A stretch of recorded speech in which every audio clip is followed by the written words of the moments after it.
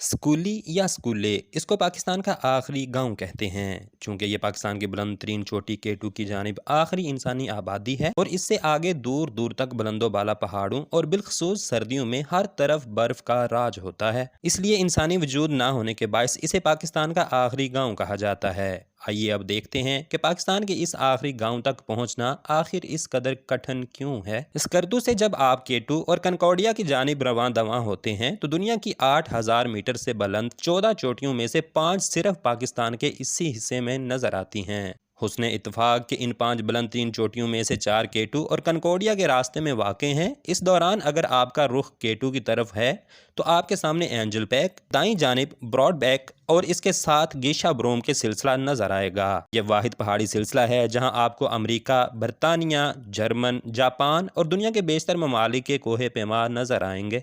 अगरचे 8,848 मीटर बुलंदी के साथ माउंट एवरेस्ट दुनिया की बुलंदतरीन चोटी का एजाज़ थामे हुए है, लेकिन केटू के मुकाबले में इसे सर करना इंतहाई आसान है। इसका अंदाज़ा यहाँ से लगाया जा सकता है कि माउंट एवरेस्ट को हर साल औसतन 100 से ज़्यादा कोहे पैमा सर करते हैं, जबकि केटू को कई मरतबा साल में एक कोहे पैमा भी सर नहीं कर पाता। अगरचे ये सिलसिला आगे की तरफ बढ़ता हुआ अपना सफ़र जारी रखता है, लेकिन एक हद के बाद आपको 3,000 फीट की बुलंदी पर एक महदूद आबादी का जो गांव नज़र आएगा वो स्कूले या स्कूली के नाम की शनाख्त तो रखता ही है, लेकिन इसकी वजह शोहरत पाकिस्तान के आखिरी गांव की हैसियत से भी है। इस गांव की महदूद आबादी की वजह इस गांव के बाद कराकरम सिलसिले की बुलंदो बाला चोटियों का ऐसा सिलसिला शुरू हो जाता है जहाँ अमलन इंसानी आबादी नामुमकिन समझी जाती है। यहाँ पहुंचकर समझ आता है कि स्कूले पाकिस्तान का आखिरी गांव क्यों कहलाता है।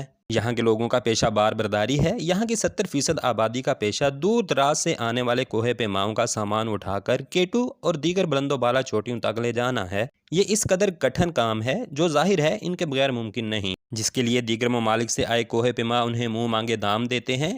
100 के लगभग घरानों पर मुश्तमिल इस छोटे से गांव के बासियों के लिए गर्मियों का मौसम पुरकशिश होता है, जबकि शदीद सर्दी के 4 माह इंतहाई मुश्किल और तकलीफ दे होते हैं, जब 400 बर्फ का राज होता है और उनके गांव को मिलाने वाला वाहिद रास्ता बंद होने की वजह से अमलन उनका राब्ता पूरी दुनिया से कट चुका होता है।